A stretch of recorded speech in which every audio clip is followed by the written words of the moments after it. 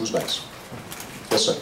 My name is Javen O'Neill, and I'm a student at the School of Science and Technology in the Beaverton School District. Fantastic. I'm going to be going off to college next year at Cal Poly.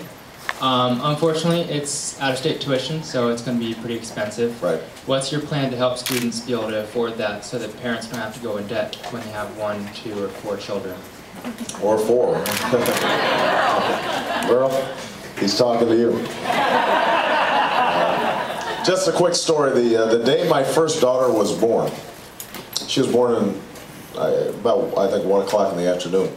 And we were there at the hospital, and she was all healthy, everything was okay. Michelle, towards the afternoon, later in the afternoon, got tired. She sent me home to get some stuff. So I get home right at 6, and I'm pretty tired. We've been up all night, so I turn on the nightly news. Lead story: if your child was born today, it will cost you $250,000 to send your child.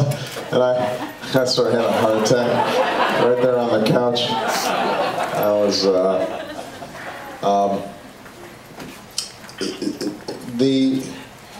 there are 3 things that I think we can do right away. Number 1, expand the grant programs that are available. Now, not everybody's going to qualify for the Pell Grant, which is targeted primarily at kids whose parents can't provide any help at all. But it makes a difference if we can give them more funding, and or each loan can be larger, and we can provide more loans to students.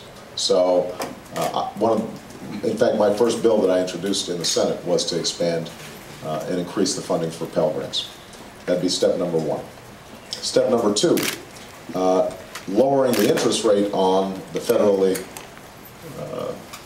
guaranteed student loan program, I think, is important, and expanding the amount of money that can be borrowed through that program.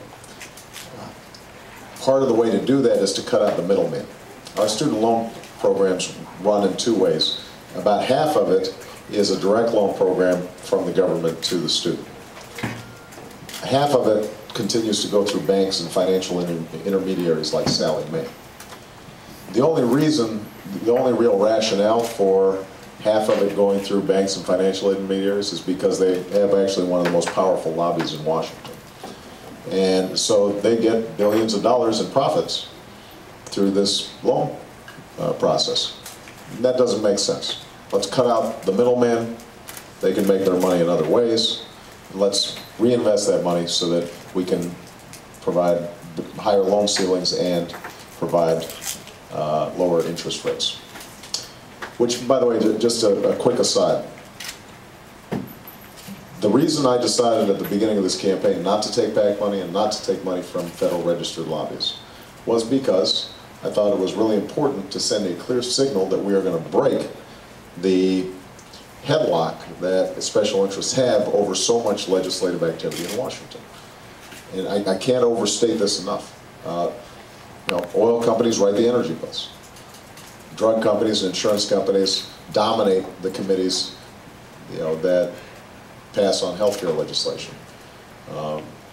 Financial institutions have a huge amount of influence in the day-to-day legislation that emerges from Congress. So we've got to reduce their influence, and that's going to be one of my goals as president.